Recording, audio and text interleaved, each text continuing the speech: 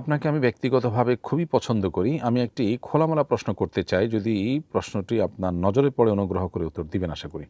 প্রশ্নটি হলো আপনার কোনো রাজনৈতিক সংশ্লিষ্টতা আসলে আছে কিনা?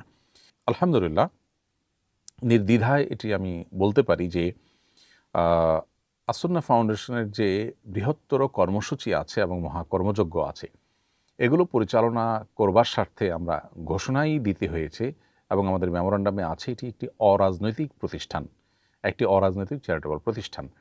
এই প্রতিষ্ঠান পরিচালনা করবার প্রয়োজনে আমরা আমাদের অরাজনৈতিক অবস্থান এটি ধরে রাখতে চেষ্টা করি এবং আমাদের যত কার্যক্রম আছে এই কার্যক্রমগুলো রাজনৈতিক চিন্তা ধারার সীমাবদ্ধ গণ্ডির বাইরে উঠে আমরা করার চেষ্টা করি। এমনকি সকল ধর্মের সকল মতের মানুষের জন্যই কল্যাণ সাধন করবার চেষ্টা আমরা করি। যদিও ধর্মীয় এবং ইসলামিক অর্গানাইজেশন হওয়ার কারণে আমরা ইসলাম এবং মুসলমানদের স্বার্থকে অগ্রাধিকার দিই, সেটা বলার অপেক্ষা রাখে না।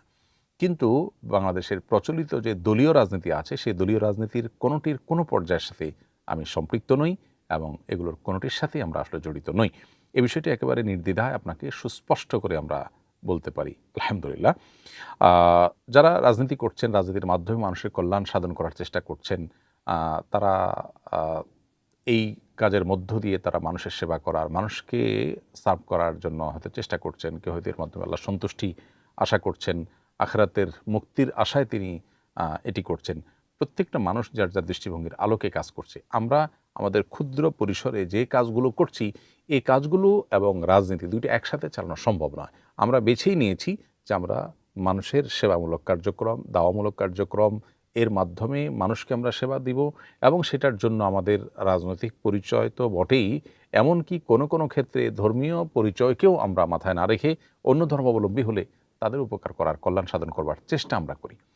তো এই জায়গা থেকে আমি আশা করি যে বিষয়টি আপনার কাছে পরিষ্কার হয়ে গেছে। আমরা অহেতুক আমাদের নিজের মনের মাধুরী মিশিয়ে বিভিন্ন মানুষ বিভিন্ন রকমের অ্যাজাম্পশন করি, বিভিন্ন রকমের ধারণা আমরা করে বসে থাকি, যেটা আসলে অনুচিত। তো আপনার প্রসঙ্গে আমি বিষয়টি স্পষ্ট করার চেষ্টা করলাম।